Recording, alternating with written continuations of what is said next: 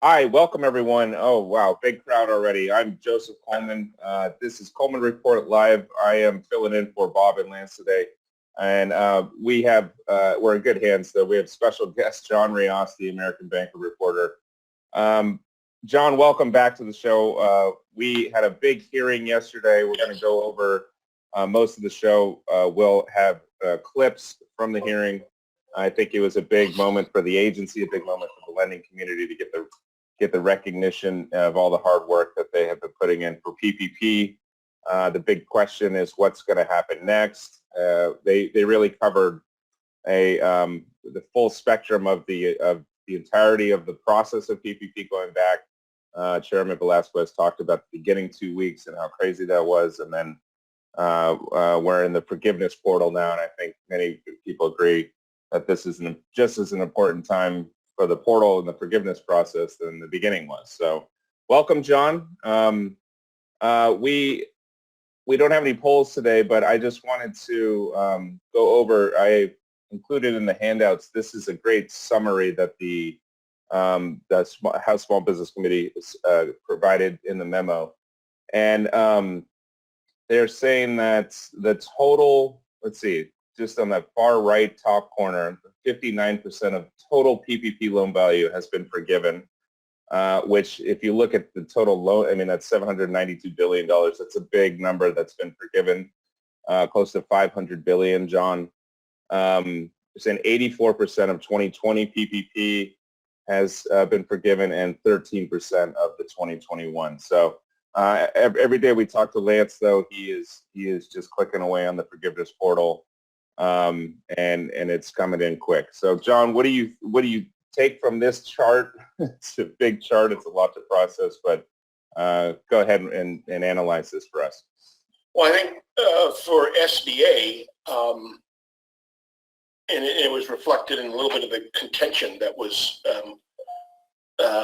on display at that hearing yesterday.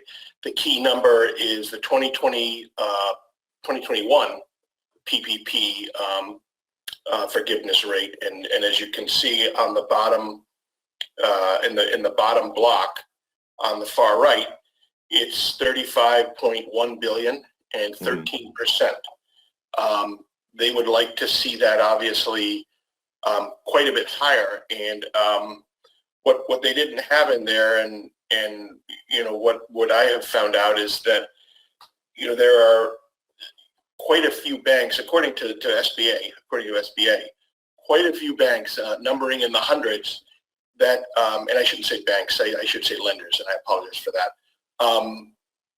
Quite a few lenders, PPP lenders, that have either not started on 2021 forgiveness, or they have achieved 10% or less.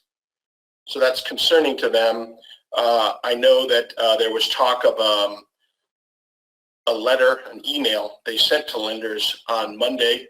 That was a big bone of contention with ICBA chairman and Tioga State Bank CEO Robert Fisher, mentioning that, citing that, and claiming that it contained a veiled threat that lenders who don't get with the program, and by program that's the direct forgiveness portal that they unveiled earlier this month, they might see audits.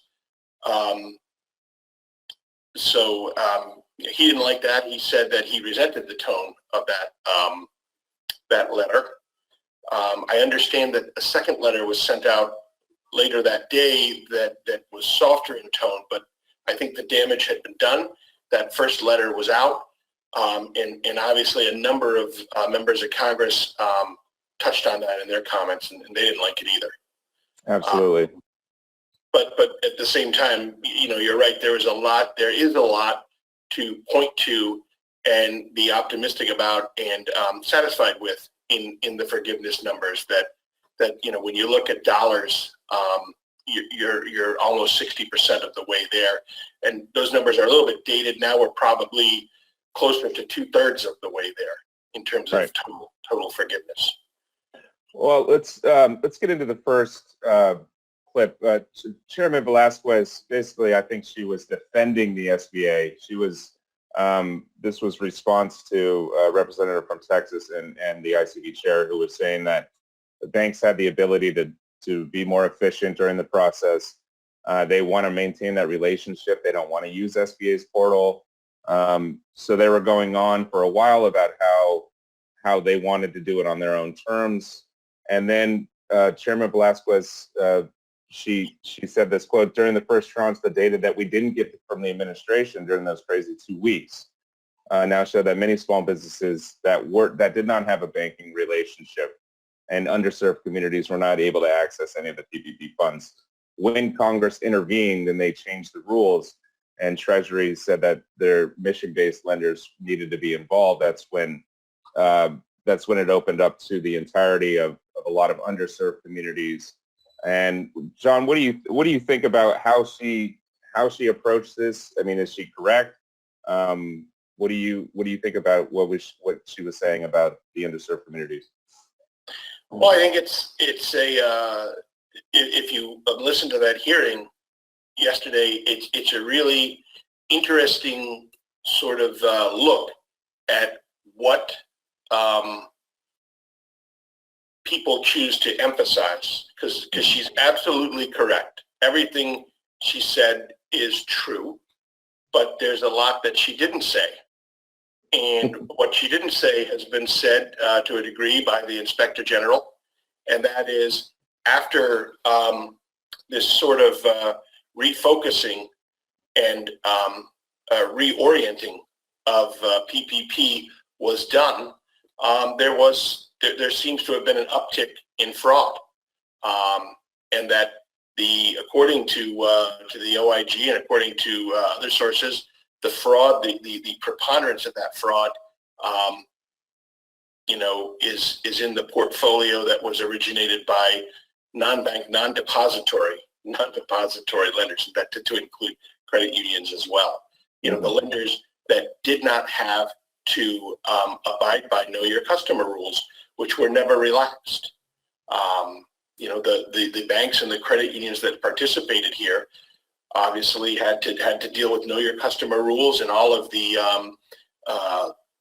Bank Secrecy Act and anti-money laundering concerns and regulations and provisions that they have to deal with on other loans. So that was a reality for them. It wasn't perhaps a reality for the other lenders, and the program overall may have paid a price. At the same time, there were borrowers that weren't getting served in the initial 2 weeks when that money ran out. $313 billion ran out in a matter of weeks, and they were screaming. So one side chooses to emphasize the businesses that didn't get served immediately, and there's no indication that they wouldn't have been served eventually, but they certainly didn't get served immediately. And the other side chooses to emphasize the significant uptick in potential fraud, and both of those are true. Yeah, Mr. Fisher, the ICBA chairman, he specifically said that over and over about how his relationships with his customers prevented a lot of fraud. He didn't have one fraud case from 2020 round and from last year, and not one fraud from this year. He's very proud of that statistic. Right. He said that some of the fintechs and some of the bigger lenders that didn't have that one-on-one. I mean, there was a lot that a lot of people did their own thing, but he emphasized the fact that because of those relationships, a lot of the risk was mitigated, and he did the right thing, and he stuck to his guns on that. So, right. We will have that clip tomorrow. Go ahead, John. I was going to say one other thing, and I regret that I have forgotten her name, but the credit union executive that was testifying, Leslie. Yeah. Leslie. One other point that she made, and I think also that Robert Fisher made, was that they also want to really hold on to those relationships, and they want to stay in charge of those relationships. And that's a real concern that some lenders, not all, but some lenders have with the portal. Not that there's anything wrong with the portal, but that the portal takes the ownership of the relationship away from the lender and puts it in SBA's hands, and just lenders, they just want to be in control. These are their customers now, and so they want to be in control of every aspect of the relationship from beginning to end to make sure that obviously nothing out of the way or untoward happens. We had a great quote from Congresswoman Tenney out of New York. She said, "My staff and many of the constituents came to us, I think this was towards the beginning, and they were concerned with the problems they had with SBA and the fact that the community banks and credit unions were available." She said that was a huge win for SBA. It was a huge win for Congress to have that tool. That made it, the customer support she was talking about, the SBA lenders were able to give, just solidified the public-private partnership and was able to get $792 billion out. I mean, there's a reason why that number is so high and so fast. Right. So right. that partnership was, I think, I like that quote from her. This is what you were talking about earlier, Leslie Payne. I'm sorry about that. No problem. She's from Affinity Federal Credit Union, and she gave this great testimony from one of her customers saying, "Hopefully you were able to hear our screams of delight. Thank you so much. This is an enormous relief. Please let everyone know how important it is. Affinity's communications, systems, responsiveness, and empathy," that was a big one, "during really trying times was second to none. You guys rock." So congratulations, Leslie. I think you have one very, very happy customer. And it's good to see those. I'm glad she provided that testimonial. So, but it underscores, what she and Robert Payne and probably a lot of the banks and credit unions and maybe even the fintech lenders have to, they're thinking as well is these have become customers. These are our customers, and we're very possessive of that relationship. So it's hard for them. It's not at all a reflection on the portal and on the efficacy of the portal. By that I mean the direct lending portal. It's just that once the borrower goes to the direct lending portal, they're dealing directly with SBA, and that sort of sidelines the lender, and it also they don't have control over the ultimate control over the that aspect of the relationship. So here's the big question, John. What's next for PPP? ICBA says there's a lot of uncertainty with this current economic time. What did you take away from? Did they answer the question? Is it beginning a new process? What do you think is? I know it's a loaded question, but what do you think about what ICBA said? And then also this Bolanek from the National Association of Latino Community Asset Builders said the workforce is going to be a huge issue. So what do you think, John? What's next for PPP? I hope for myself, just rapid completion of forgiveness. Yeah. I guess if you look at what Robert Fisher said and maybe some of the other comments, it hints at a possible PPP 3.0. That's in the hands of Congress, and and I guess it would be triggered by decisions that the states and local governments make about closings, et cetera. I myself have a hard time believing things could get to that point. So the focus then, returns to forgiveness, and there are a lot of reasons that SBA wants to, and the banks also, the lenders also want to see this over with. Number one, it's a tremendous drain on their resources.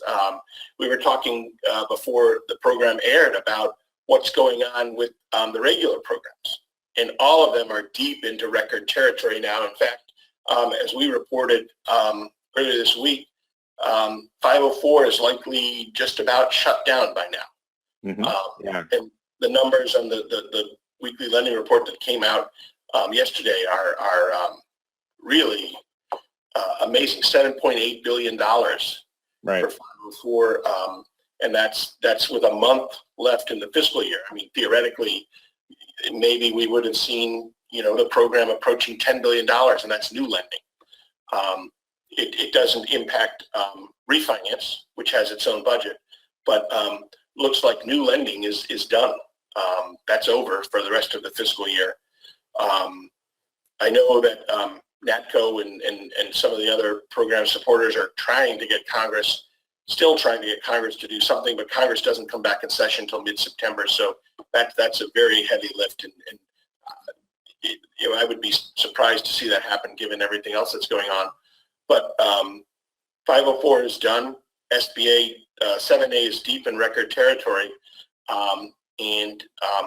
so they have that to worry about. So forgiveness is just an added concern for them. They'd like it to be over, right? As much as possible over. I'm sure by the end of this year. And I remember Robert Fisher. One of the things he said was they expect on their own, without using the portal, to achieve full forgiveness. They hope, I should say, not expect. That might be too strong, but they hope to have full forgiveness by the end of this year. And a lot of banks are, a lot of lenders, feel the same way. And can you clarify the 10% that the administrator, that tool that she has is specifically for 7A, correct? I believe so. Okay. So while 7A, is, as we both have seen, and anybody who's looked at that lending report, is well into record territory at over $28 billion of activity. I guess the agency is more confident that they're going to have adequate funding to continue operations through the year, or almost through. I know. I guess they have indicated that in talks to many, that they should have enough capacity to last through the end of the year.